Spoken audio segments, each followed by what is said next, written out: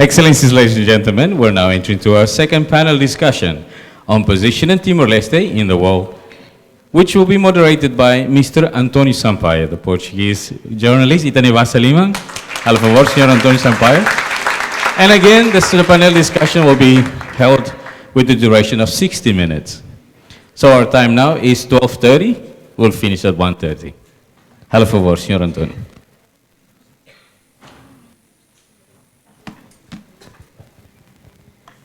Muito bom dia ainda. Não, já boa tarde. Boa tarde a todos. Só uma nota sobre o painel anterior. Houve tantas palmadas nas costas entre uma pessoa do governo anterior e do atual que às vezes nem se entende porque é que houve uma crise política tão grande. Distintos convidados, senhores e senhores, antes de tudo, obrigado ao Hélder e à equipa do G7+, pelo convite. Este é um debate oportuno. A minha filha mais velha tem 20 anos, tantos como o país cumpre desde a restauração da independência, e está, como o país, em processo. Está a dar os primeiros passos na consolidação da sua independência, está a entrar na maturidade, com todos os desafios que isso vai colocar. Tal como a minha filha, Timor-Leste também está a definir a sua identidade, a procurar um equilíbrio entre um passado de reinos, de animismo, do Lulik, como processar o trauma de um colonialismo e uma ocupação que o mundo ignorou durante décadas e como tentar agarrar a modernidade que vai numa velocidade vertiginosa num momento em que no país muitos têm que lutar com o mais básico: falta de comida, falta de água, falta de cuidados de saúde. Quem acompanha Timor-Leste há tantos anos como eu sabe o que foi este processo de altos e baixos, de solavancos. Uma luta pela autodeterminação, uma coragem muito vincada no dia 30 de agosto de 99. Todos nós, jornalistas que estávamos cá, pensávamos que os timorenses não iam votar pelo que tinha sido feito nas semanas anteriores, mas todos foram. Depois a destruição, a terra queimada pós-referendo, os esforços para construir um Estado onde ainda hoje se debate entre o poder formal e informal. As conquistas têm sido imensas, a começar talvez pelo que hoje menos recordamos, que é o fim do medo com que a população vivia diariamente. Eu ontem fui dar um mergulho ao Cristo Rei com a minha mulher, e tirei uma foto de centenas de crianças a divertir-se, a aproveitar o domingo em família e a aproveitar um dos maiores recursos do país, o mar. Antigamente não era assim, vocês, os mais menos geração FON, como eu, não é? Sabem que não era assim. Mas nessa foto está para mim o que é o maior desafio do país. Como é que Timor-Leste vai lidar com uma grande população jovem? Vai ajudar a que se formem adequadamente, que tenham aspirações, que concretizem sonhos, ou vai Timor-Leste ser só uma fábrica de imigrantes? Está a educação que está a ser dada a ser adequada para o mercado? E viro-me agora para os jovens, que são a maioria desta plateia, aliás, são a maioria do país. As maiores conquistas de Timor-Leste não foram feitas pelos velhos, foram feitas pelos jovens. Os avós, que ainda hoje mandam no país, eram jovens em 74 e 75, quando começaram a ideia de construir Timor-Leste. Foram jovens os primeiros a dar o corpo às balas contra a ocupação indonésia. Foram jovens que organizaram as manifestações em Dili, foram jovens que participaram na trágica manifestação do 12 de novembro, foram jovens que escalaram os muros da Embaixada de Jacarta em 1994. Foram jovens que montaram e vieram no Lusitânia Expresso, incluindo o único timorense que participou, que está aqui na fila da frente, agora muito próximo de comandar as Forças Armadas de Timor. Aliás, aqui há uns anos, no meio da confusão de comando, durante umas horas ainda foi comandante, depois é que a nomeação foi retirada. Foram jovens que alimentaram a frente clandestina, foram jovens que saíram às ruas antes do referendo de 99. Portanto, agora é a vossa vez, jovens. Não estejam à espera de uma nomeação para serem os eleitos sucessores. Agarrem os sonhos, agarrem as aspirações e agarrem a vontade de liderar o país. E só umas regras antes de eu convidar este ilustre painel que tenho comigo. Primeiro um comentário. 14 pessoas desfilaram por aqui e só vamos estar 2 mulheres. Pedi ao G7 para tentar equilibrar isso na próxima edição, porque há muitas mulheres valorosas e com muito para contar ao país. E segundo, vou usar um estilo de democracia que não sei se o Rui Trivedi e as Nações Unidas reconhecem, que é o que eu chamo democracia musculada. Portanto, vou garantir que as respostas são curtas para ver se a gente consegue conversar sobre muitas coisas. Convido, primeiro que tudo, a doutora Milena Pires, embaixadora de Timor-Leste das Nações Unidas e que penso que nestes últimos meses fez uma das maiores viagens por Timor-Leste enquanto candidata presidencial. Milena, bem-vinda. Convido agora o Dr. Aurélio Guterres, ex-ministro dos Estrangeiros, liderou a UNTL e peço que suba ao palco também.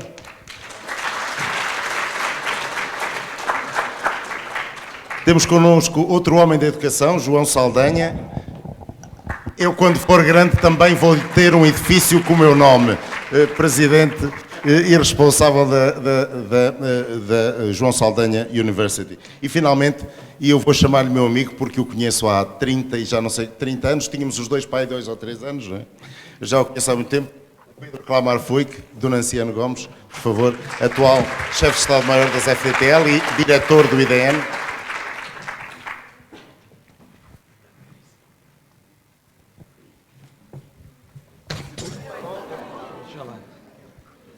Ok. Vai ser o único solavanco este, não vai haver mais nenhum. Vou começar pela Milena. Milena, o que é proposto para este debate e para muito desta conferência é posicionar Timor-Leste no mundo. Que tipo de Timor é que devemos posicionar? Porque durante a campanha eleitoral a Milena percorreu, eu penso que zonas de Timor onde nunca tinha estado e pôde constatar a realidade nua e crua. O que é que tem que mudar com urgência em Timor para que possa depois ser posicionado no mundo? Obrigada. Primeiro, eu penso que, e digo isso com todo o respeito aos membros do governo, membros do Parlamento, primeiro penso que nós temos que pôr a nossa casa em ordem. Hoje o António referiu-se à crise política, o impasse político que aconteceu nos últimos anos, o impacto também da crise sanitária, da crise económica. Penso que nós temos que pôr a nossa casa em ordem, temos que saber não só onde nós estamos, mas para onde é que nós queremos ir. Isto acho que deve ditar o nosso posicionamento no mundo, aproveitando todas as oportunidades que nós temos em nossa frente, para poder também olhar para a nossa recuperação económica, para tudo aquilo que nós precisamos de fazer em relação à nossa população muito jovem, a criação de empregos e lidar com os problemas que temos no país. O nosso posicionamento no mundo deve responder às necessidades internas para que possamos tomar vantagem de tudo aquilo que a nossa diplomacia pode conseguir. Dr. Aurélio, esteve no governo. Timor é particularmente prolífico em 2 coisas. Excelente protocolo, e vimos isso agora nestes dias, e excelente capacidade de desenhar planos. Temos ótimos planos, ótimas ideias, ótimos estudos. O que é que tem falhado na implementação? O senhor participou no governo, está na UNTL. O que é que falha? Por que é que implementar essas ideias é tão difícil? Primeiro de tudo, eu gostaria de, mais uma vez, saudar o secretário-geral da Ziga 7+, e o Sr. Reitor, o magnífico Reitor, e os colegas. Sim, eu, antes de vir cá, nós dois, a embaixadora Milena, lá, estamos a falar muito retórica, nós somos especialistas em retóricas. Em todos os níveis. Falamos muito bem em termos políticos, mas certamente um dos problemas que nós estamos a enfrentar agora é a capacidade em termos de pôr as coisas em prática e resultados. Sabemos hoje, na discussão anterior, os 3 panelistas tocaram no plano estratégico que Timor-Leste, em 2030, será um país de rendimento médio-alto, próspero, feliz, respeito a direitos humanos, proteção do meio ambiente e tudo. Sim, concordamos, né?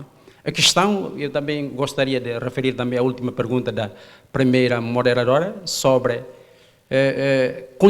iremos conseguir responder ou alcançar o plano 1130, 2030? A questão, voltamos a esse assunto, né? Nós falamos muito, mas temos, em termos de ações práticas, ainda continua mínimo.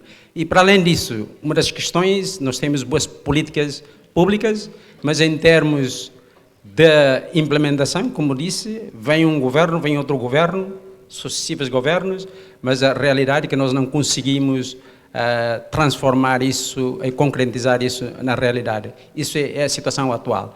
Isso é um dos grandes desafios que Timor vai enfrentar nos próximos 5 anos a 10 anos, relativamente como o representante da PNUD disse, que um dos desafios que Timor-Leste vai enfrentar nos próximos 5, 10 anos é a sustentabilidade. Como é que vamos sustentar-nos se em 2031, 32 terminamos com o nosso fundo petrolífero?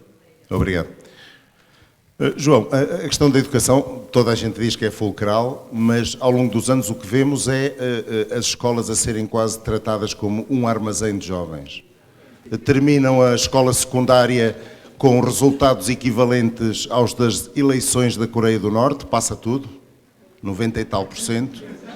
Acho que teriam que dar recomendações aos outros países. Universidades que parecem não dar formação adequada. Jovens que saem de lá, eu cito um ex-primeiro-ministro timorense que, num jantar com um jovem que tinha acabado um curso de engenharia civil, lhe pediu para saber quantos azulejos é que precisava pôr na sala e ele não sabia calcular a área de um retângulo. Temos muitas universidades, produzem-se 900 cientistas políticos por ano. Timor está adequadamente a investir na educação? Ou isto é muita cosmética e pouco conteúdo, ou muita circunstância e pouca substância? Muito obrigado. O meu português não é tanto bom, portanto eu quero falar vou mudar entre tétum e inglês para depois argumentar melhor. Muito obrigado para o G7+, para a Universidade Nacional de Timor-Leste, para me convidar a participar neste ilustre painel. Now, desafios da educação. Discussões bastantes. E para nós também estamos a ver é que temos problemas de facilidade, mas eu acho que o problema é o currículo. Quando estabeleci a João Saldanha University, eu via que nós não unificamos o nosso currículo em todas as áreas que estamos a estudar. E depois a execução do currículo não é tanto rigoroso. E o resultado que vem, segundo uma das pesquisas que nós fizemos temporariamente, conclusão temporária, é ver que quase 48% está a falar, que passou, perguntou-me, 48% não conseguem apanhar trabalhos. Portanto, vai para, como é que se diz em inglês, é unemployment. E 35% destes trabalham nas áreas que não são relacionadas nas áreas delas. Portanto, um que estuda educação vai para a economia, o outro que estuda engenharia vai para a ciência política. É mais um pouco, tem que ser um pouco mais rigor, um pouco mais. O problema é, eu não sei, a UNTL tem os seus problemas próprios, mas tem os recursos. O orçamento de 15 milhões de dólares, podíamos gerir isto um pouco mais produtivo em termos de delivery of the graduates. para todas as universidades privadas, incluindo católica, não católica, e já existem 20 anos, o problema é de sustentabilidade. Portanto, a discussão é entre a sustentabilidade e a qualidade. E muitas vezes que estamos a ver, as universidades querem, vamos como é que se diz, receber mais, muito se for possível, e depois vamos graduar, muito se for possível, para depois ter receitas para fazer a operação da universidade. E isto é que é um dos problemas que estamos a enfrentar, e, portanto, para nós, para mim, eu digo assim, não basta ter a outra universidade, se vamos fazer os mesmos aproximações que os nossos colegas estão a fazer. E vamos ver o resultado daqui a alguns dias, alguns anos, e vamos ver se há diferença ou não. Obrigado. Pedro, eu não sei quantos cabelos brancos é que é preciso ter em Timor para ser considerado veterano, mas que já andamos nisto há um tempo, andamos. O presidente Ramos Horta, que aliás ontem disse que ia pedir a fiscalização sucessiva do Orçamento Geral de Estado retificativo, criticou durante a campanha o fundo de $1.000 milhões para os veteranos.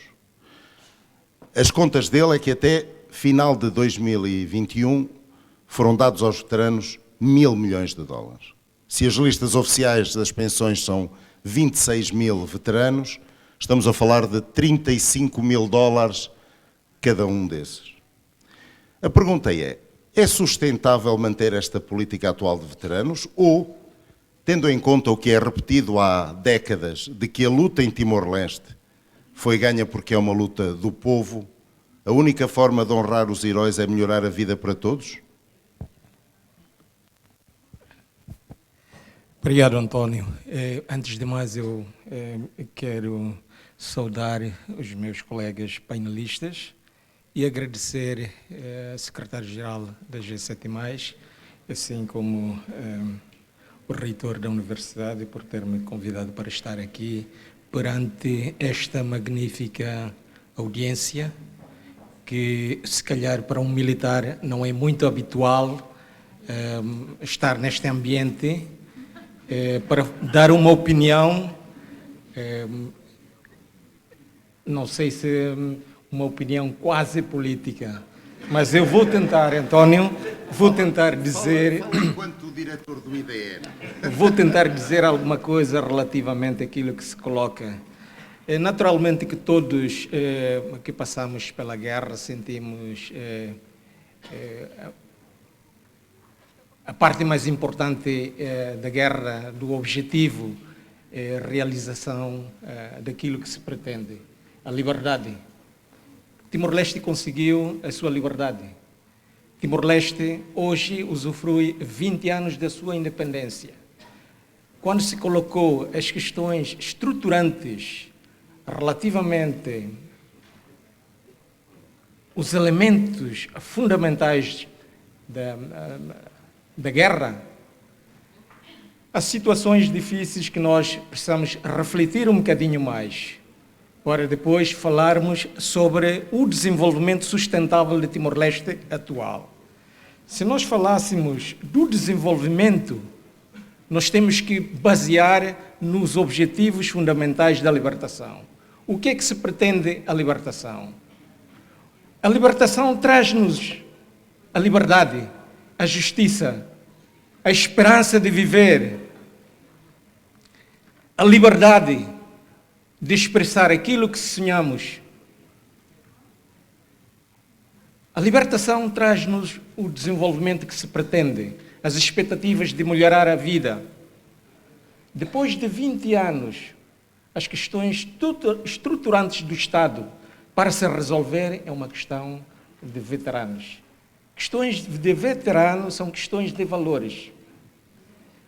Se são questões de valores, são questões que se fundamenta, repito, fundamenta nos objetivos da independência, isto é, a libertação e o desenvolvimento nacional.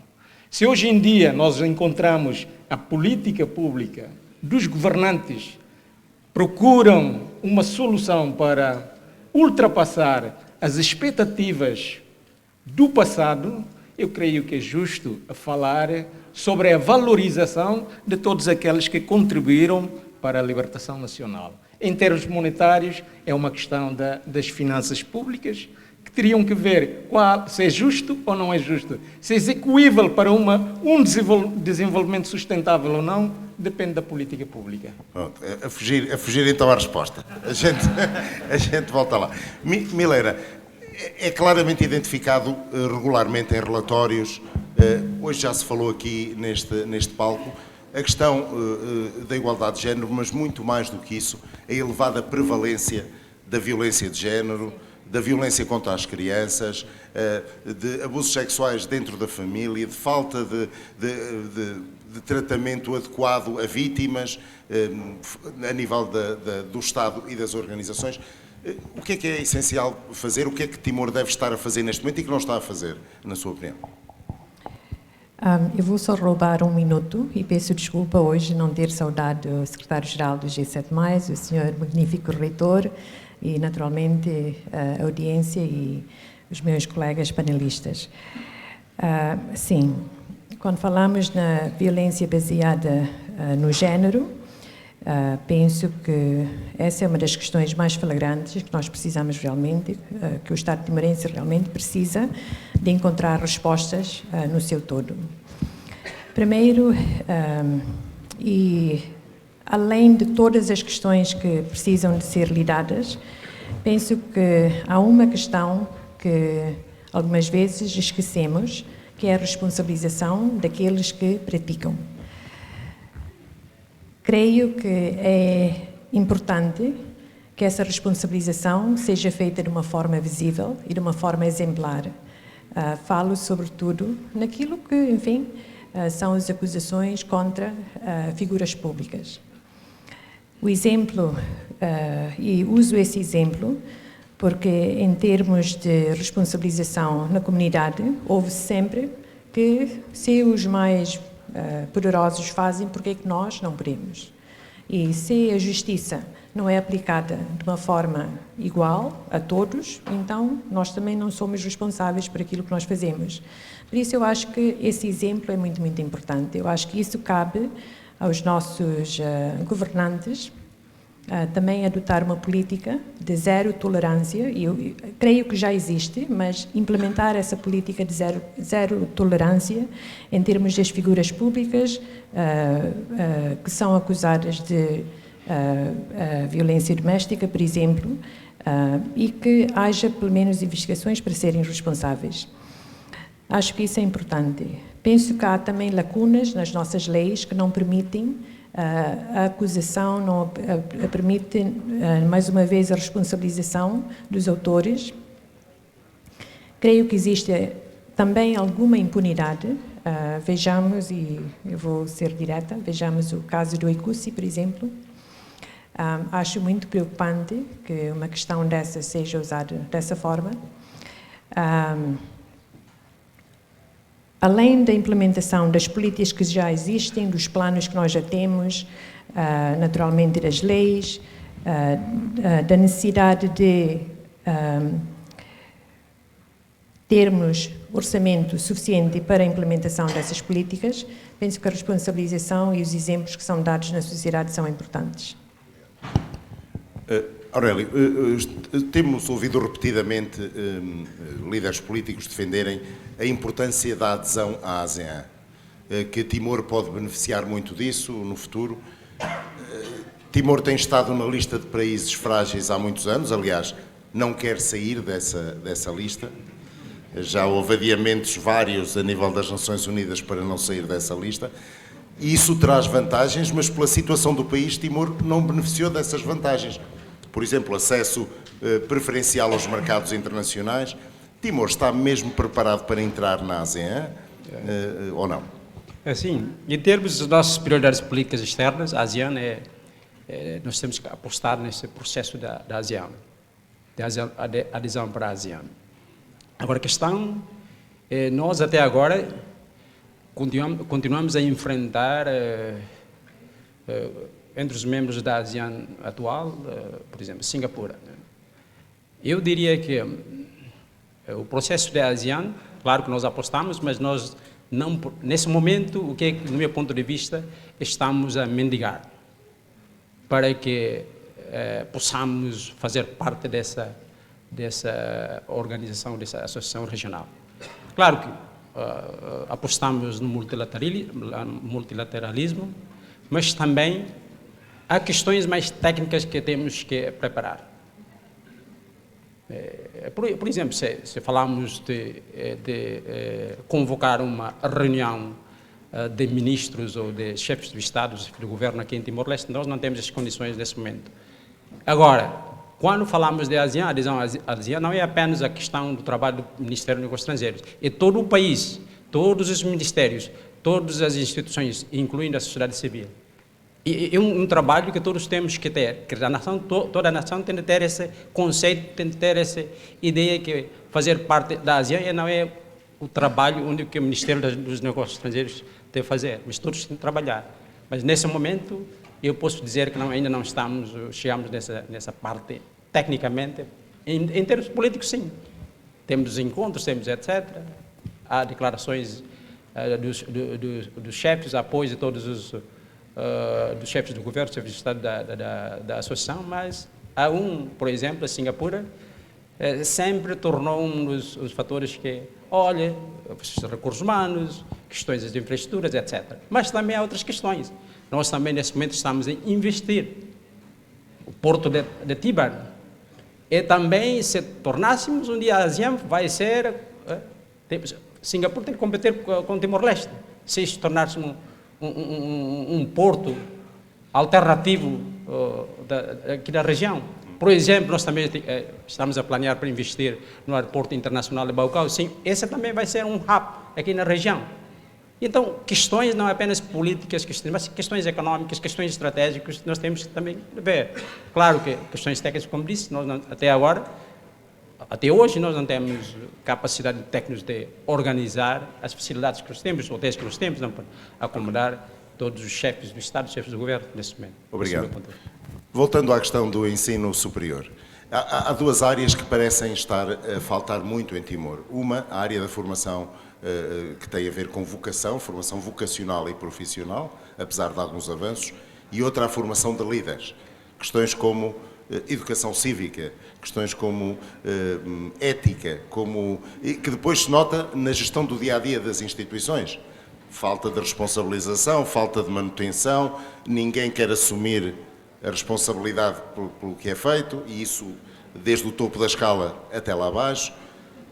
Pensa que é necessário investir mais nessa área? Porque tradicionalmente há muito digamos, educação vertentes mais académicas, aqueles cursos mais tradicionais. Toda a gente aqui quer ir para Direito e Medicina. Qual é a sua visão sobre isto? Eu fico um pouco espantado porque eu preparei para falar acerca da economia. É assim.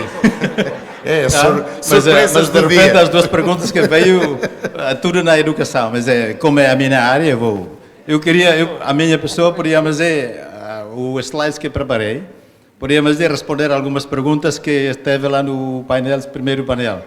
Já passei isto para a organização. Para a G7, depois vem cá fazer uma apresentação. Sim, eu acho que esta pergunta, como é que se diz?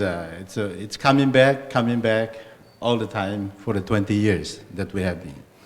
Higher education, people say, we tend to defend ourselves in the higher education system when we meet, having discussions with each other, say, por que não graduamos pessoas com qualidades? É porque a nossa preparação não é boa e porque os outros que vêm, os do ensino secundário que vêm, não têm qualidade. Não tem qualidade. Depois manter conversa com os que estão no secundário, depois o secundário dizer, não, aqueles que vêm do ensino básico não têm qualidade. Isto vai descer, não sei até quanto, mas é por causa disto que tem aí um problema.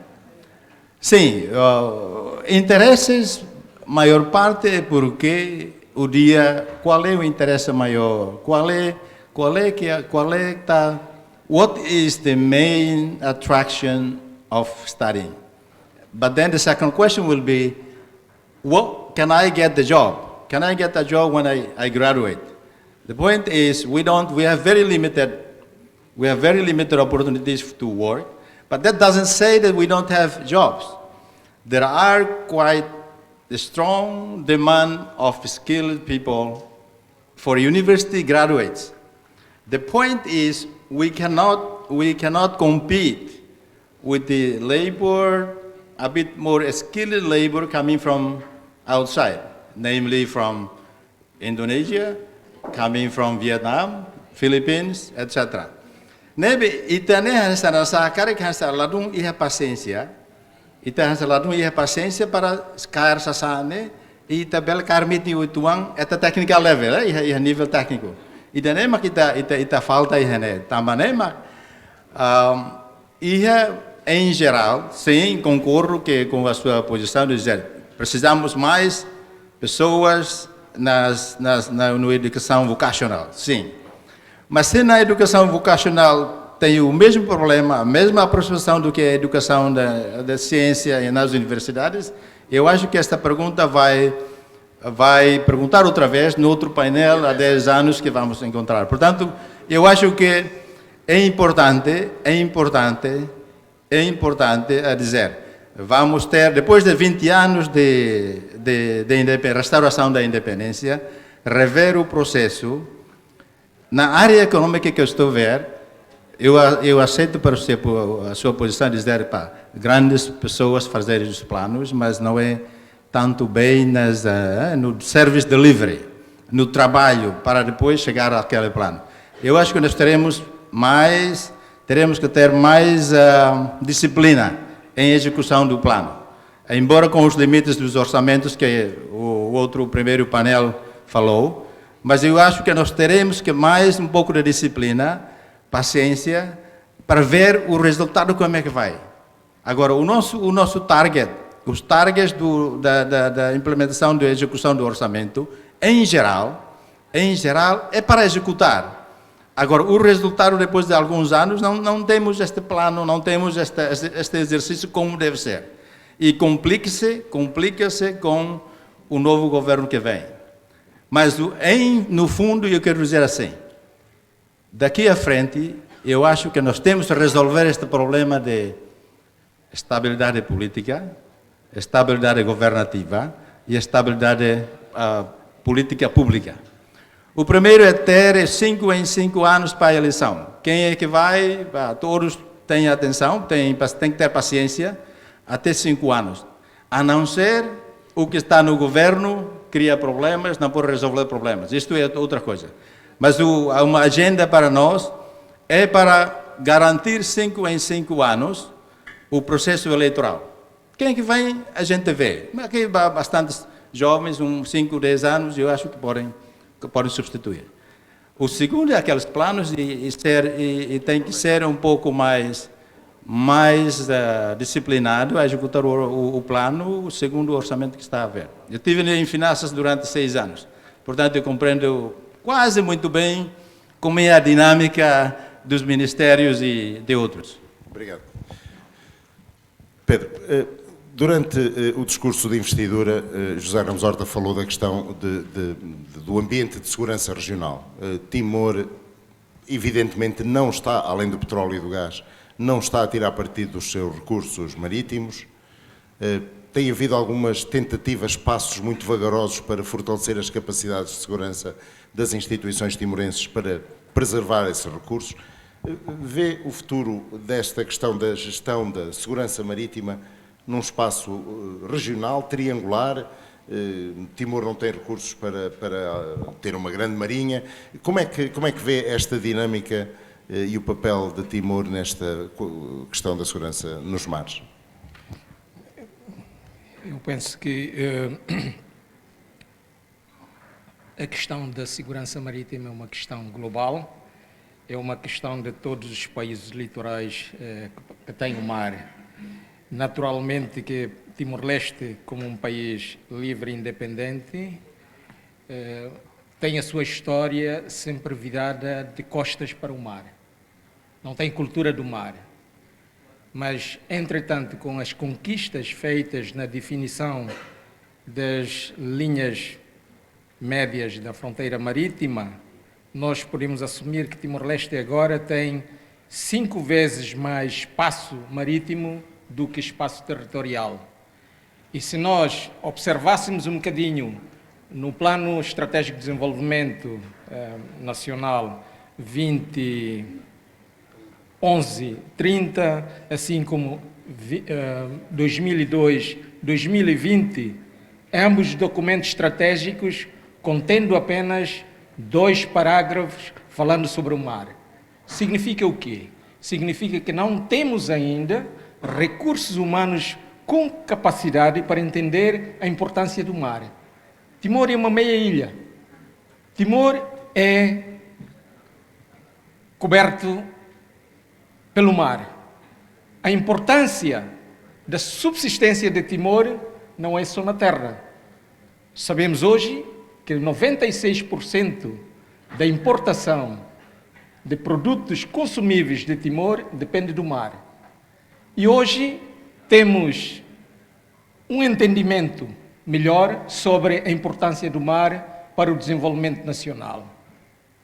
Falando de desenvolvimento nacional, falando da questão da segurança marítima, o qual António referiu. A questão da segurança marítima é manter uma presença da autoridade do Estado sobre o espaço marítimo da sua jurisdição. Infelizmente, Timor não tem esta capacidade. Iniciou, desde o princípio, 2002, com as 2 embarcações oferecidas pelo Portugal, e depois, seguidamente, com a compra de 2 navios à China, criou-se uma borbulha de água para a própria política interna de Timor sobre a segurança marítima. E falamos da segurança marítima, hoje entendemos a política global dos americanos, de que é muito importante deixar o Indo-Pacífico, o qual Timor-Leste enquadra, manter o Indo-Pacífico livre e aberto, o Indo-Pacífico próspero e o Indo-Pacífico seguro. É uma política americana. Isto naturalmente que um entendimento que Timor-Leste, para manter no seu desenvolvimento, abrindo o leque de desenvolvimento de relações, de desenvolvimento com todos os países da região. Entretanto, nós também entendemos que, por questões da bipolaridade que agora está a transparecer, vai provocar situações que podem ser prejudicial para Timor, se Timor não está preparado para assumir as suas responsabilidades de soberania. Mas Timor deve escolher lados nessa dinâmica ou deve tentar aproveitar um bocadinho de todos? Neste caso, Timor, como está situado numa posição privilegiada geograficamente, porque interliga o Oceano Índico e o Oceano Pacífico, Timor-Leste goza esta importância estratégica. Não esquecendo que, se surgindo um conflito regional, é que, por exemplo, se haver um conflito entre a Indonésia, assim como a Austrália, Timor-Leste poderá servir como chain of security. No caso, ajudar num equilíbrio regional. No caso de um conflito bélico acontecer entre as grandes e superpotências como a China, Estados Unidos da América, Japão, a Índia, Timor-Leste naturalmente que vai sofrer as consequências.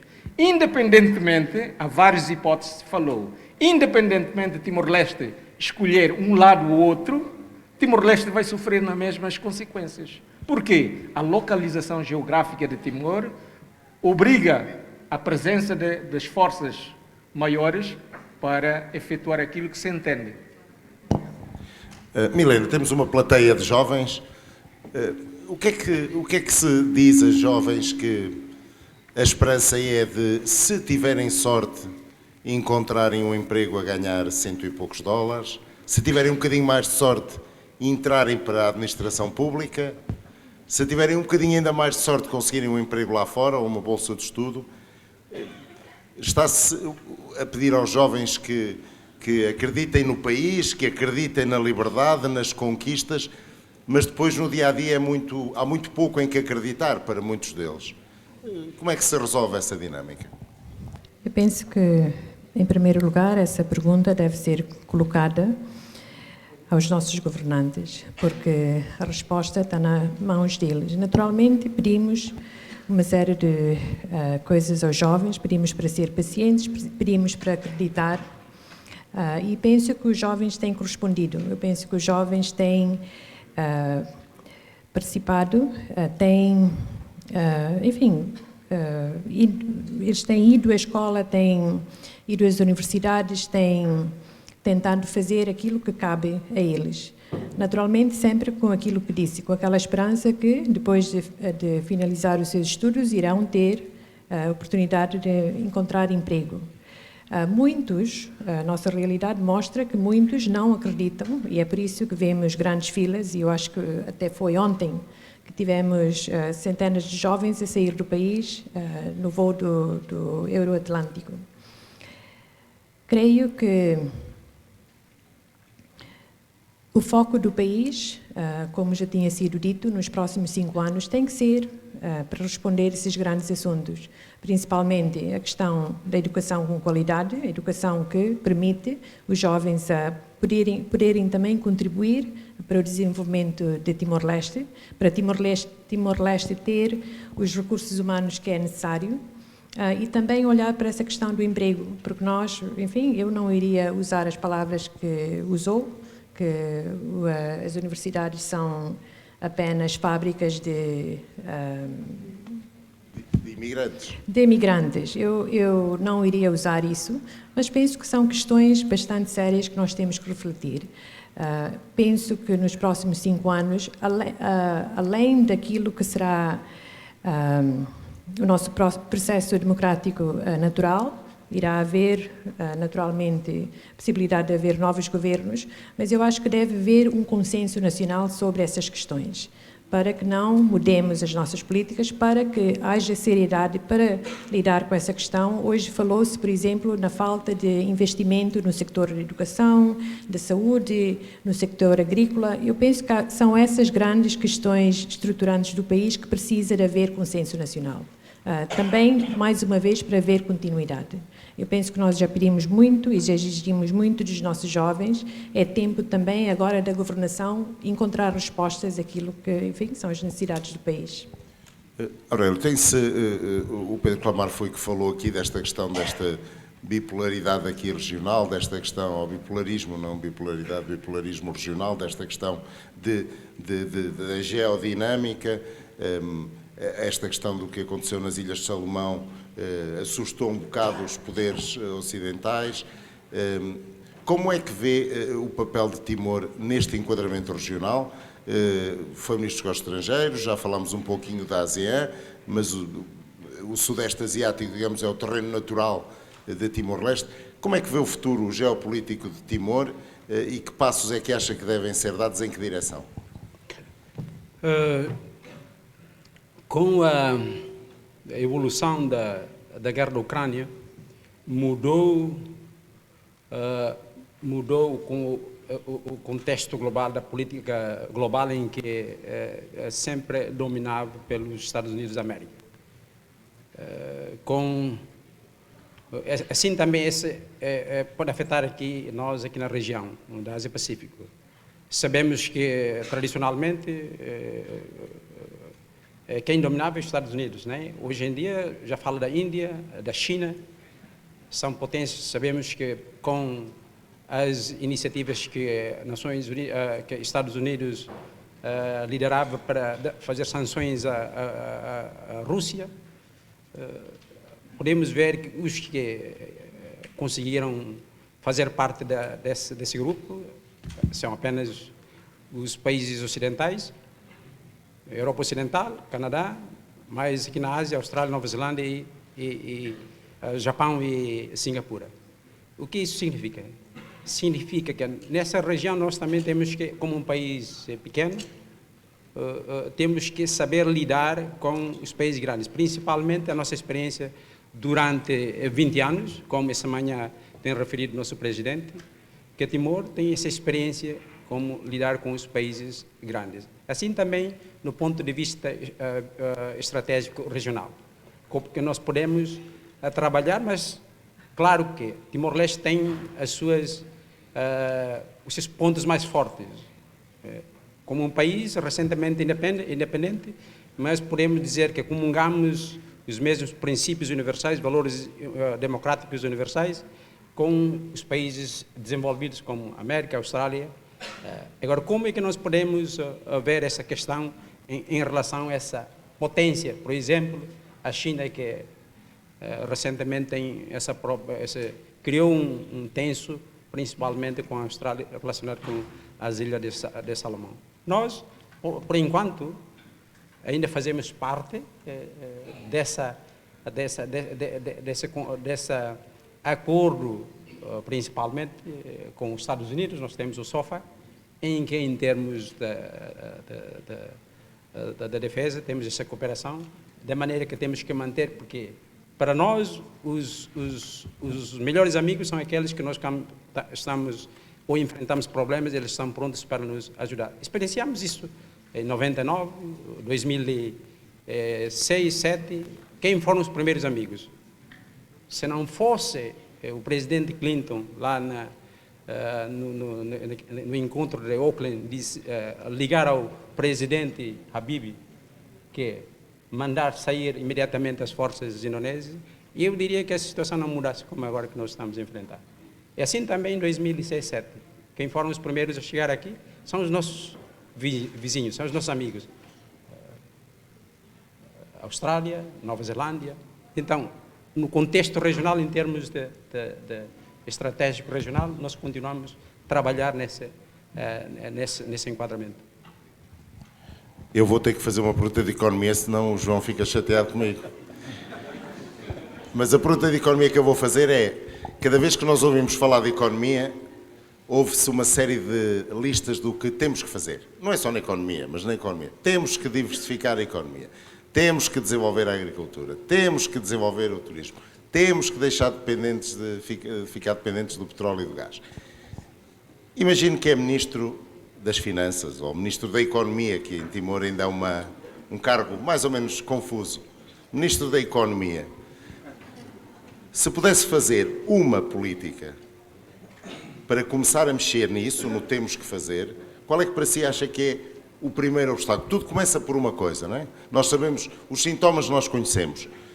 Problemas de definição de terras e propriedades, não há garantia para a banca, setor privado enfraquecido, dependência do governo, produção de subsistência, pouco apoio ao empreendedorismo. Escolha uma política que para si é importante para começar a desbastar estes problemas. Obrigado pela oferta do Ministério. Depois eu digo-lhe que cargo de assessor é que eu quero. Agora, se na área ver, eu acho que o problema é um pouco mais, muito claro. Eu acho que entendemos os problemas econômicos desde 2000 até 2001. Eu acho que o problema está lá e muitas pessoas sabem que estes são os problemas. Agora, problema econômico, porque tem esta coisa de, se refletirmos também desde 2000 até 2021, o nosso crescimento econômico é por volta, average, 3.5% every year, anualmente.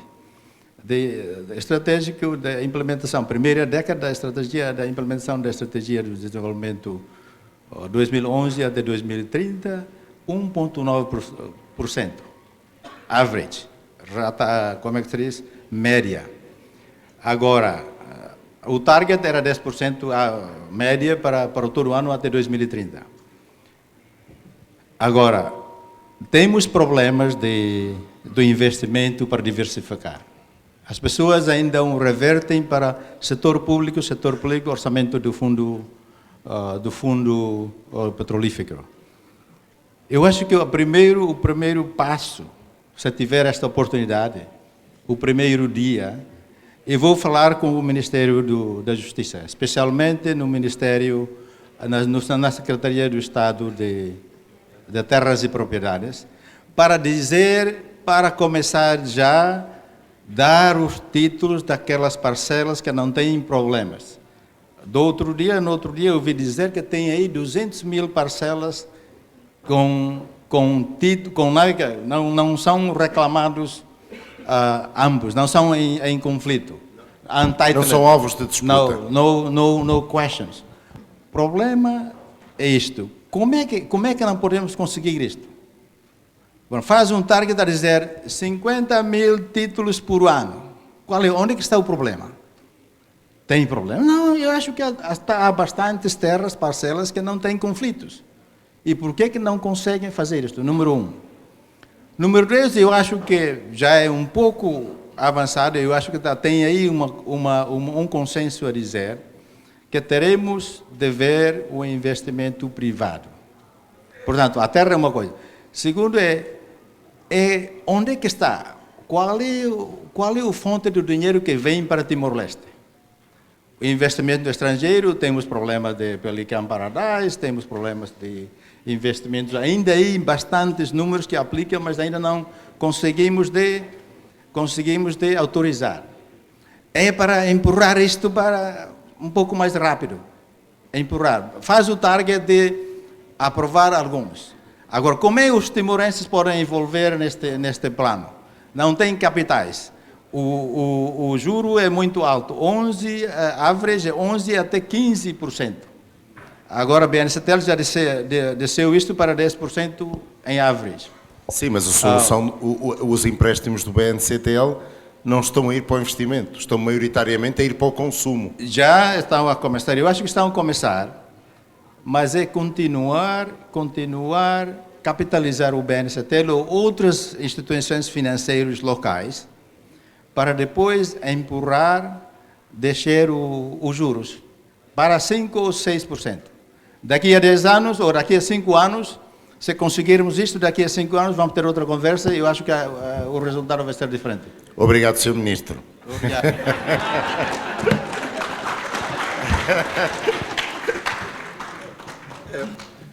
Pedro, fala-se das FDTL como herdeiros das míticas Falentil, que devem ser homenageadas. Pede-se às FDTL que acuda ao país em situações complicadas, como foi agora na pandemia. E depois os homens não têm botas, não têm carros, não têm onde dormir. A dignidade que se dá aos militares e aos polícias, mas aos militares timorenses, é só dignidade de fotografia? Tem que se fazer mais antes de pensar noutras coisas. Como é que é possível que os militares sejam mandados para a fronteira para travar o inimigo invisível se não sabem como é que lá vão chegar? António, é uma questão de planeamento.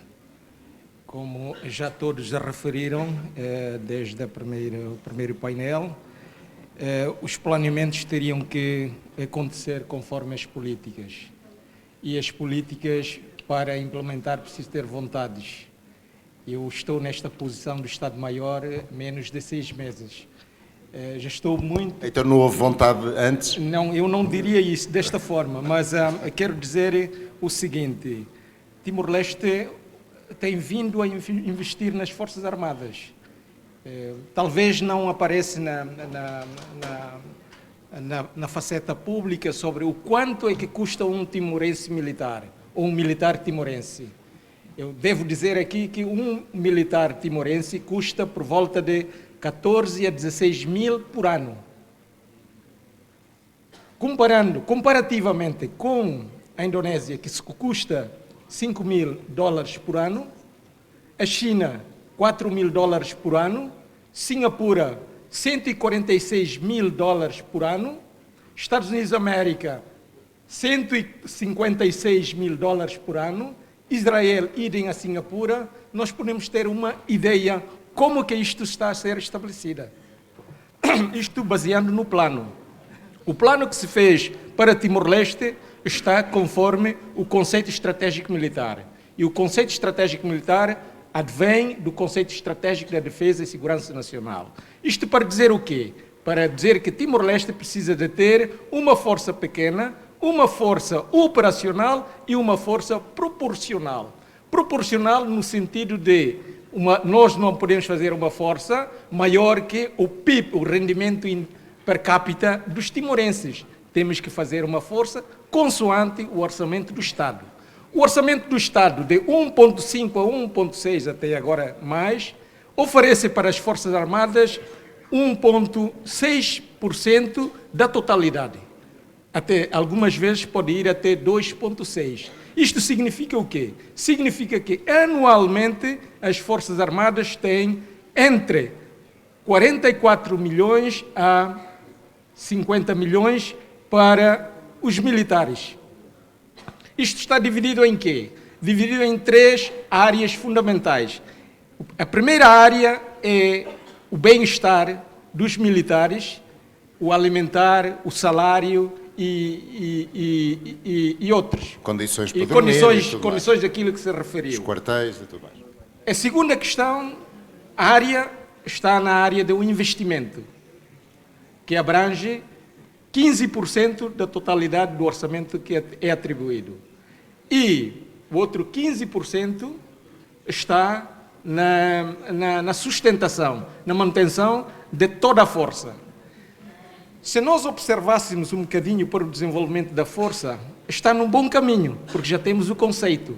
Agora, é preciso que haja um bom planeamento sobre como nós queremos ver as nossas FFDTL no futuro. Já passaram 20 anos, é 20 anos de transição. As primeiras gerações de Aileu, sou um deles de Aileu, e agora está a transitar para a nova geração. A nova geração já tem outra formação, já tem outra qualidade, já tem outra exigência. Isto vai depender também da parte política.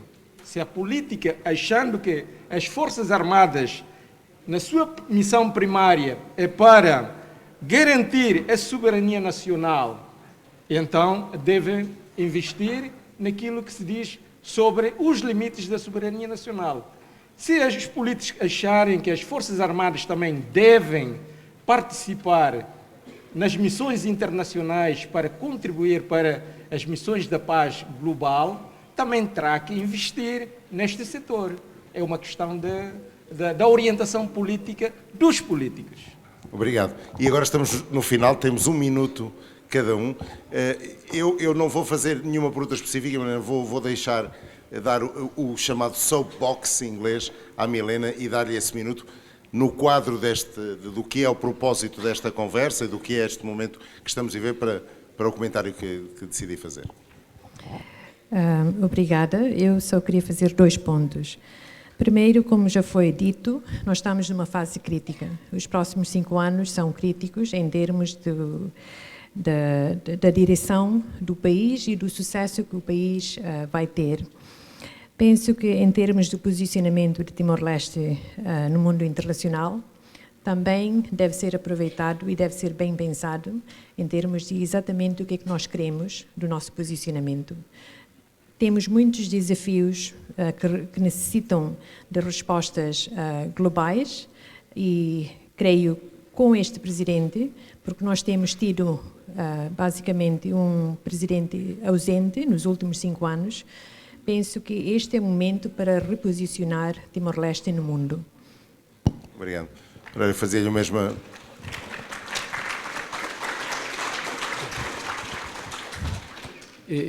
Eu gostaria de começar o trabalho que tem vindo até agora pela ASIE 7+, leva Timor ao mundo. E os resultados são claros. Agora, o nosso desafio é questões internais. Para projetar Timor-Leste, ou a imagem de Timor-Leste ao mundo, nós temos que resolver as questões básicas que o país enfrenta. O nosso problema é dia a dia. falamos de direitos humanos. Falamos, nesse momento, o nosso presidente, nas suas intervenções, tem outra modalidade nesse momento, direito à fraternidade. Fraternidade humana. A fraternidade humana tem que começar. Aqui em Timor-Leste, os dados estatísticos hoje, as Nações Unidas apresentou, maioritariamente das nossas populações continuam a viver na pobreza. Uma criança que vai para a escola todas as manhãs nem tem um copo de leite, depois da escola nem come um copo de leite para beber, tomar. Antes de dormir não tem um copo de leite para beber. A classe média é pouco aqui nesse país. Os que têm acesso a essa é muito pouco. Falamos da imagem de Timor-Leste. A imagem de Timor-Leste é o que está no terreno, o que o nosso povo está a enfrentar todos os dias. Isso é a imagem de Timor-Leste, os direitos fundamentais do povo timorense, que lutamos durante 24 anos, que nós estabelecemos no nosso plano estratégico. Se isso não conseguimos resolver, essa vida diária do povo, nós iremos continuar a enfrentar esses grandes desafios, porque Timor-Leste é o povo, esse povo que elege o governo, estabelece o parlamento, mas o governo precisa responder essas questões básicas, antes de falar sobre multilateralismo, falar sobre as questões regionais, as questões internacionais. Temos que começar em casa. Para mim, esse é o problema principal que esse país enfrenta. Obrigado. Sr. Ministro. Eu tenho duas partes, eu posso dividir este 1 minuto para duas partes. O primeiro é, nós temos problema de produtividade do capital, do dinheiro. Tem aí detalhes, mas não vou ter tempo para elaborar isto. O segundo, as nossas terras não são produtivas também, especialmente na área da agricultura, em termos de toneladas por hectare. O terceiro é a mão de obra, o labor force, o labor GDP per worker é muito menos do que comparando com os das regiões na nossa região e também comparando com algumas nações como Cabo Verde e outras da CPLP. Portanto, estes são os três desafios que teremos que tentar para depois elevar. Segunda parte deste minuto, eu quero dizer, não vamos conseguir aquela pergunta do primeiro painel, a dizer que quando vamos conseguir ou não a target de upper middle income country. Tenho 3 cenários. É pena que não posso mostrar aqui porque o internet não está a funcionar. O primeiro, eu acho que nós usamos esta nova situação política, ou parece-me que econômica, e governação, não vamos ver, é para reset os nossos targets. Reset os nossos targets, pelo menos na área da economia, vamos fazer 3 cenários. Isto já é muito mais que 1 minuto. Não, mais um bocadinho. 3. O primeiro é desenvolver 5% do crescimento do GDP. Segundo cenário é 7,5%. Terceiro, o mais alto, é 10%.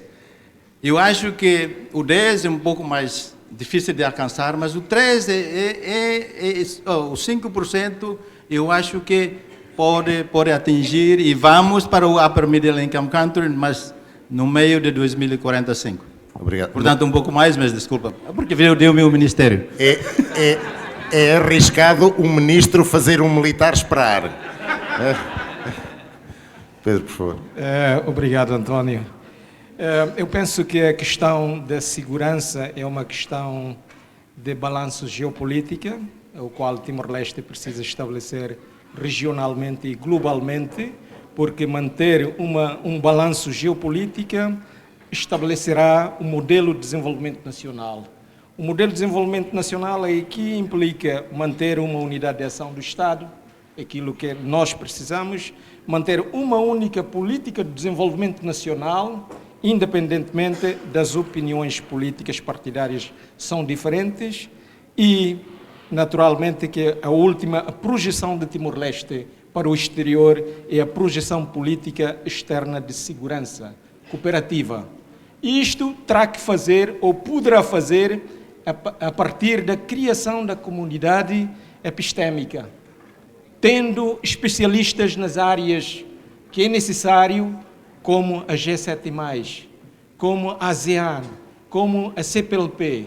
Nós precisamos ter especialistas que conhecem a Indonésia, que conhecem a Malásia, que conhecem Singapura, que conhecem os países da África Central, que maioritariamente compõem membros do G7+.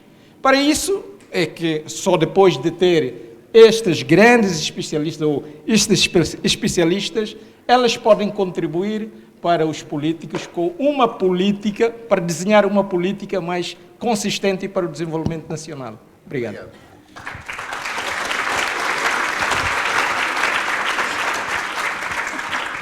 Como devem ter ouvido, resolvemos praticamente os problemas do país nesta uma horita. Está quase tudo feito, agora só importa mesmo é ir fazer. Isso é capaz de demorar mais algum tempo. Agradeço a este ilustre painel que esteve connosco e uma vez mais ao G7 por promover este debate e parabéns, Timor-Leste, 20 anos. Não é qualquer país que consegue o que conseguiu em só 20 anos. Obrigado.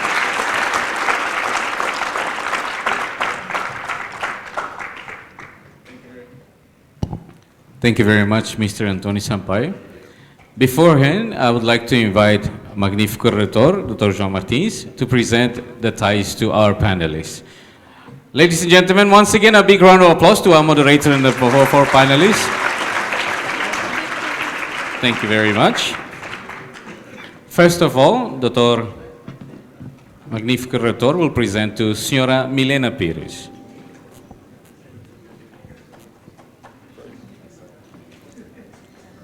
Itahotuni Basa Lima.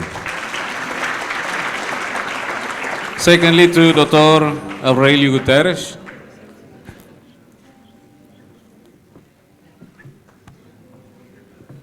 A big round of applause, Itahotuni Basa Lima. And now to Dr. João Saldanha.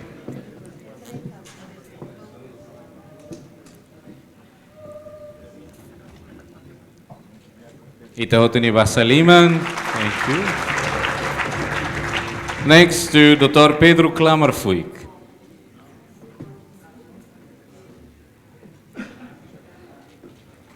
Itahotuni Basa Lima.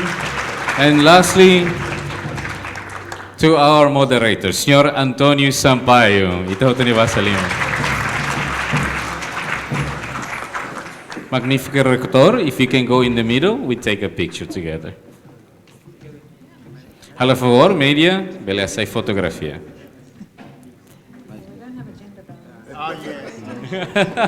Gender balance. not gender balance here, yeah.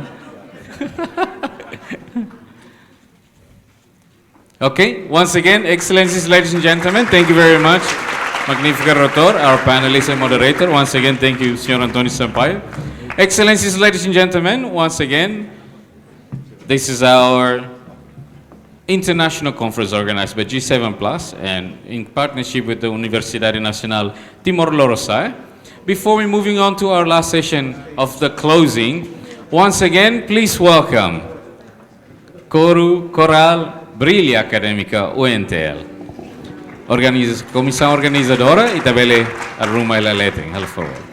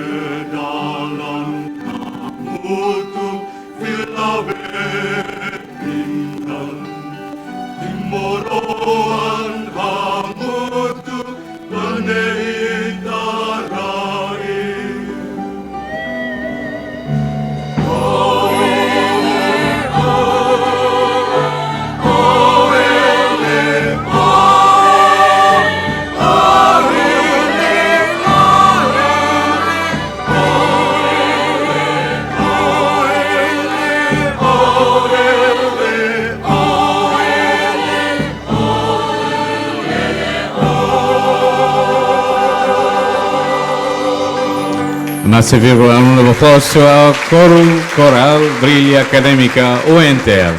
Thank you very much. Obrigado. Excellencies, ladies and gentlemen, and now I would like to invite Deputy General Secretary of G7+, Mr. Habib Maher, to provide summary of today's conference. Mr. Habib, please.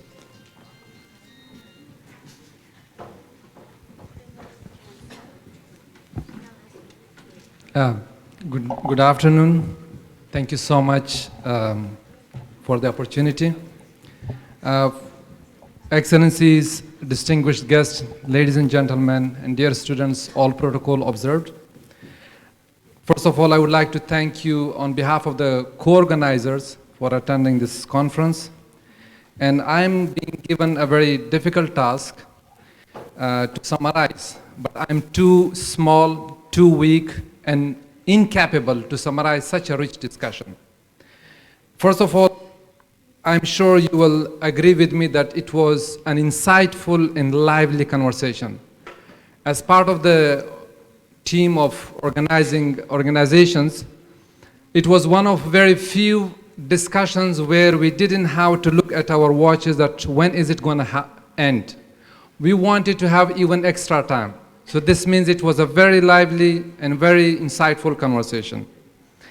And I believe that the discussion resulted in insightful policy advice, which if the government had to hire experts, it would have cost a lot of money. So the G7 Plus and UNTL give this opportunity for free to the government of Timor-Leste. And I believe and I hope that the points that were highlighted here are considered for national policy discourse as the country is entering another chapter of democracy, stability, and peace and development. I would like to share 3 takeaways as our summary. I would not call it a summary, but just a reaction to the rich discussions and conversation. First, the President of Democratic Republic of Timor-Leste, His Excellency Senor Horta, opened the conference with a very lively and light, inspiring statements. And as one of the very important points, that the restoration of independence in Timor-Leste, as much as it was the result of the sacrifices of this beautiful nation, it was also the result of international solidarity. This gives us a hope that there still exists solidarity in international politics. The students of international relations might disagree because foreign policies are often made based on vested realism or vested interest. So this is a hope for the whole world. In addition, to sustain peace and stability, it could not have been done without the culture of national dialogue and reconciliation. And this culture has been founded by the founding nations or founding fathers of this nation. And I would like to say that the people of Timor-Leste should not take it for granted. Not many countries have that blessings. At least we have seen, I come from Afghanistan, which has been in war for the last 40 years, and other G7 plus countries as well. So I hope that the culture of reconciliation, dialogue, peaceful coexistence, fraternity, solidarity continues, and I hope that the government and the people of Timor-Leste will continue holding those values and those culture. Second, the next few years are going to be crucial for Timor-Leste. We have peace, we have stability. This means that the country is ready to take a leap in social and economic development. Particularly, it needs to focus on two very important and crucial areas. First of all, pursuing food self-sufficiency through investing in agriculture, fisheries, and innovation in food production. I myself sometimes cannot convince myself when I hear about the malnutrition in such a rich country and such a rich nature. It means that, and also the COVID-19 in the war in Ukraine has proven that countries like Timor-Leste and all other G7 plus countries have to invest and focus on pursuing self-sufficiency in food production. Second, developing human capital is important. Of course, there was a lot of conversations on diversification of the economy of the country, but I think nothing can be achieved unless you develop the human capital. And this can only happen if you focus on modernizing the education sector and health sector. I think the COVID-19 was a litmus test for all of us, for the institutions, and they're all interrelated. And my final third takeaway would be on the international arena. The world politics has always been fluid, and it's not surprise. With the war in Ukraine, it has become even more turmoil. And of course, I have to say that the politics of the powerful or the mighty nations has always affected developing, least developed, and fragile countries like those in the G7+. Timor-Leste is not immune from the hegemonic contest of the new turmoil. But Timor-Leste has already positioned itself as an agent of peace through its involvement in the G7+, through its role in CPLP, and hopefully through its imminent role in ASEAN and other multilateral organizations. And its role has always been a country that promotes solidarity, brotherhood, and fraternity.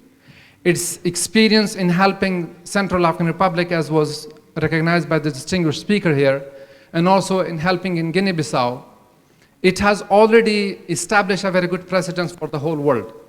And I must say that we are proud to highlight Timor-Leste's example as one of the best stories of helping other countries when we speak on international forums. Internationally, you might have seen that the cooperation among countries happen based on the vested interest.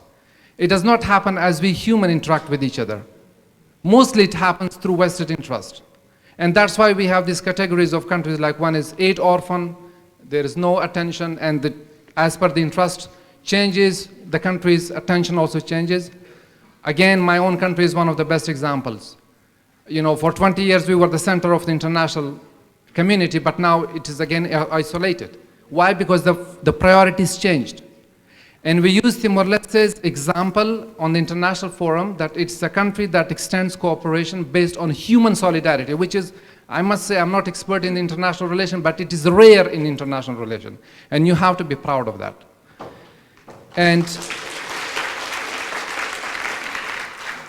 my final point, that there was a lot of focus, and as I also mentioned, on human capital, is to the students.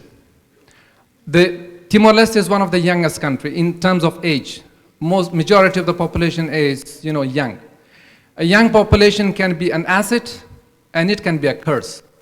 It can be a potential of, development, or it can be a potential of, God forbid, crisis. So if you want to develop the country, you need to focus on developing yourself.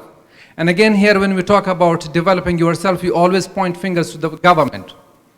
But this has to be a culture. You have to develop this self. You have to study, you have to work hard, and you have to read. Particularly the reading culture in Timor-Leste, we have to develop that, and you have to have that. If you really want to diversify the economy, if you really want to sustain peace and stability, and if you really want to become an upper middle income country by 2030, without educating, without modernizing your education system, and without informing yourselves, you cannot achieve that. The founding fathers have already given you a very good precedence. They have given you a very beautiful and peaceful country. They have established a very good culture of peace and stability. Now it's up to you, the young population of this country, to maintain that. Thank you so much for your attention. Thank you very much, Mr. Habib. And now we come to the closing of our international conference. I would like to invite back to the stage Magnifico Reitor of INTL, Dr. João Martins, and also the General Secretary of G7+, to do the closing remarks.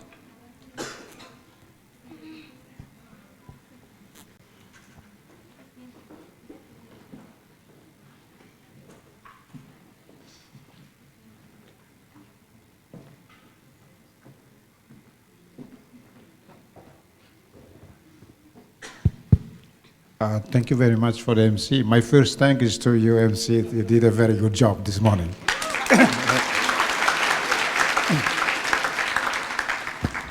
Pronto, gostaria de agradecer os participantes que estão... A hora do almoço já passou, mas ainda aguenta, mostra que a discussão é muito importante. I would like to thank, pronto, quero agradecer a coro brilha, deve cantar fora que teve, so ainda there.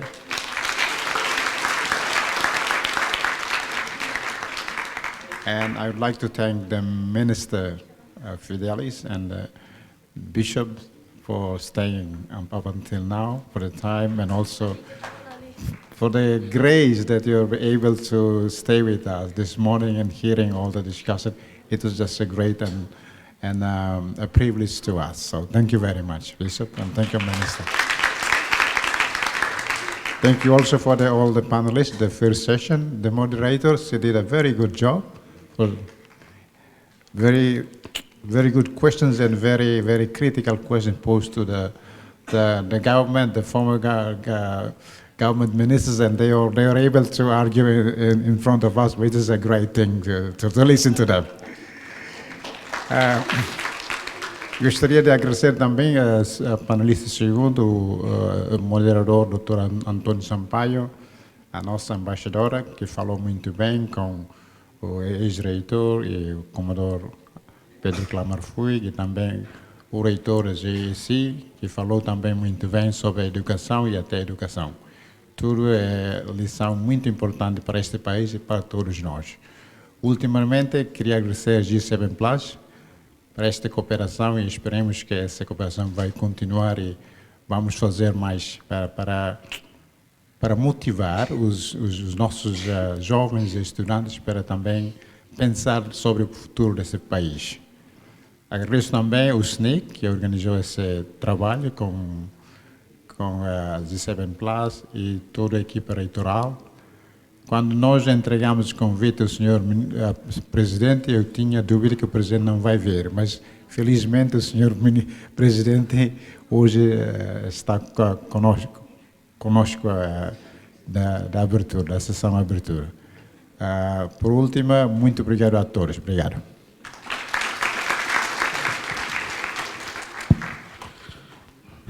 Muito boa tarde, excelências, senhoras e senhores. Em primeiro lugar, gostaria de agradecer a paciência ilimitada do Sua Excelência o Ministro Fidelis e também do Sr. Vice-Presidente do Parlamento Nacional, que está tentativamente a participar nesta conferência, aos ilustres deputados. Como se diz em inglês, I am speechless. É isso a minha reação. Por quê? Estamos aqui a falar no contexto de 20 anos da restauração da independência. E o fruto dessa restauração é ver a qualidade dos intervenientes de hoje. Parabéns aos panelistas de hoje. Eu vou contar uma história pequena com o professor Dr. João Martins. Na altura, quando eu estava em Lisboa, eu telefonei a ele. Eu disse, magnífico doutor, temos uma tarefa grande nesta comemoração. Eu disse isso porque eu tinha o blessing do ministro Fidelis quando visitou o G7 Plus Lisbon Hub. Eu disse assim, my brother, I'm not addressing you as a minister, but as a brother. You can't let me down. You have to be in this conference on the 23rd of May. Representing the government, and he did honor his words to be here today. Thank you, Minister. And the way we select this fantastic lineup of speakers, there is a reason. I know I take criticism from Antonio Sampaio, the moderator, that out of 7 speakers, there are only 2 women. The fact is that it is very hard to organize a conference in 2 sessions. You have to be inclusive, and we tried our best, but I take this as a criticism for future improvement. So thank you, Antonio. I know that he has gone. They are prepared like Dr. João Saldanha. He prepared the economic side, but he came and then he became the minister in Bayangan, in imagination. So this is how you ingrain, you learn experience from other countries. Take into account that Timor-Leste is now moving towards the international arena. We have to learn this kind of conferences at the global level. Let alone if you want to join the ASEAN. This is the kind of conference that ASEAN people are going to promote. So I hope that our guests, development partners, the visitors here, you see the fruit of the 20 years investment in education. It's not because those who have PhD, I call permanent head damage, who came here to talk about the country, and resolve the country. But it happens to be those who at least understand a little bit of the subject matter in their respective areas, in their respective topic for the team today. So a word of thanks once again, especially to Magnifico Reitor, of course, and your structure. You've been an amazing team to work with. And to Dr. Zeto and his team, and all the protocols officials. Thank you very much. Muito obrigado pela vossa parceria.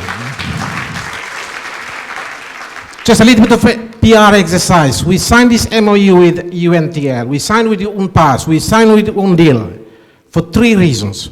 One is to allow the students of international relations to learn the international aspects of international relations within the G7+. We offer this internship program, so the door is open for you. Automaticamente na coloca para além de os estudantes, no bem que estuda relações internacionais para o estágio e a G7+. Onde aprende.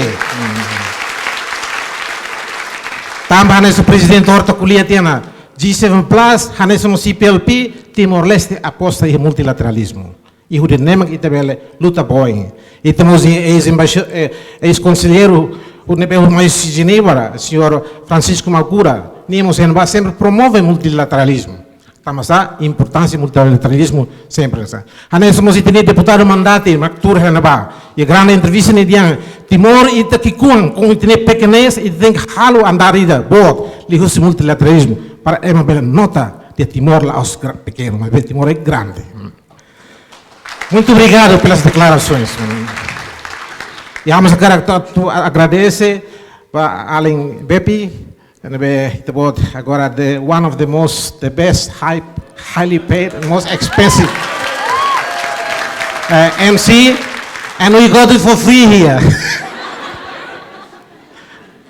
Thank you so much. And also the Koru Banda, you perform such an amazing choir. I see the bishop and all the guests here, Siroto impressionado. We feel all touched by this here. Thank you so much for performing such an. And to you, the speakers, Dr. Aurelio, former minister, Dr. Milena, the former presidential candidate, and also former ambassador of Timor-Leste. She has been an amazing woman in the United Nations. She's one of the Timorese figures. She's one of the staunch supporters of the G7 Plus in the United Nations, including CPLP and others. And also all the other speakers, Dr. Dionisio, the former minister as well, and Dr. Pedro Clamarfui, may use your academic title as director of IDN. And also all the other speakers today. Yeah? So thank you so much. Até para mim segredo, am lá o convite no telefone direito, sir mai, né? Obrigado barak, pode ser minha convite, Dale datang, ida nem makita nesang ohi to UNTL, pelo menos ita tudo betania by na kasira, quando ba. Desculpa. See, I'm coming to there. How contem the by na kana, I'm coming to there. E tini by na kasira, liu by international sira. Kata Timor mos bele. Timor mos capacidade. Bele organiza conferência internacional. E que vamos a carato a minha agradecimento bom para a minha Belum Roy Trivedi, que representa UN agencies here. Nemos o culia capaz, com sabedoria. Once again, thank you for your contribution and your insightful ideas today. We learned a lot today. E que o senhor para malos os tradutores here, homos civitas acadêmica UNTL, homos universidade sincero, ameto amni obrigado Barak e mai todo prepara para almoço que prepararam. Obrigado Barak e boa estadia em Timor-Leste. Obrigado.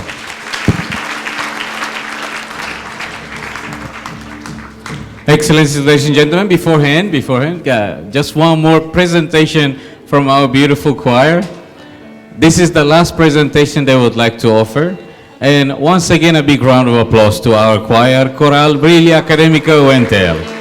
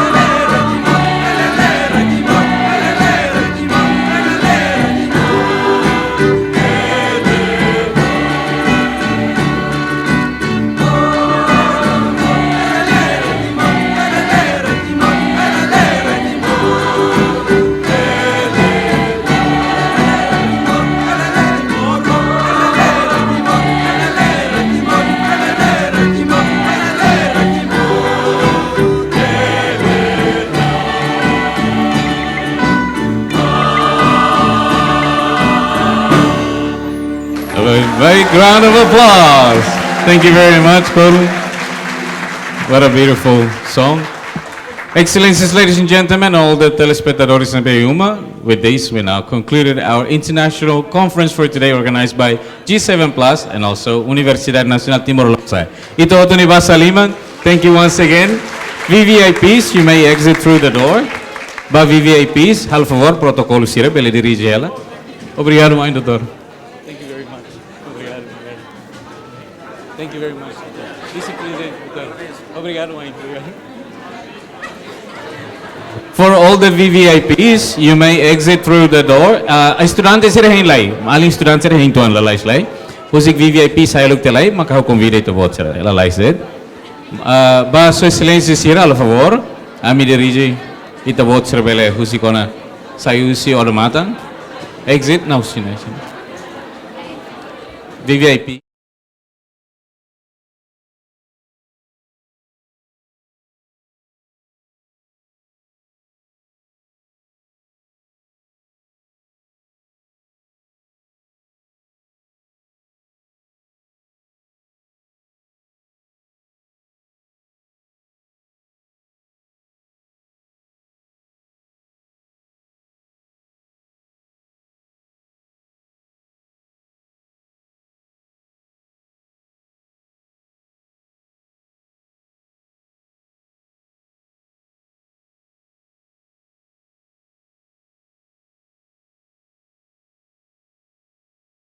Universidade Nacional Timor-Leste Ninian. Obrigado, mãe, por toda a tua presença na participação. La lua, a comissão toma grinarang, a minha desculpa se carik moço inconveniência ruma, mas vamos a agradecer por toda a participação. Não está só fil fal malo tempo selo. Excellencies, ladies and gentlemen, we have already finished our international conference for today. For this conference is organized by G7 Plus in partnership with the Universidade Nacional Timor-Leste on Timor-Leste 2 decades of peace building and state building challenges and opportunities. On behalf of the Ghana Committee, we would like to pass on our apologies if for any inconvenience caused. But also thank you very much once again for your participation and presence. We'll see you again in the next occasion. See ya.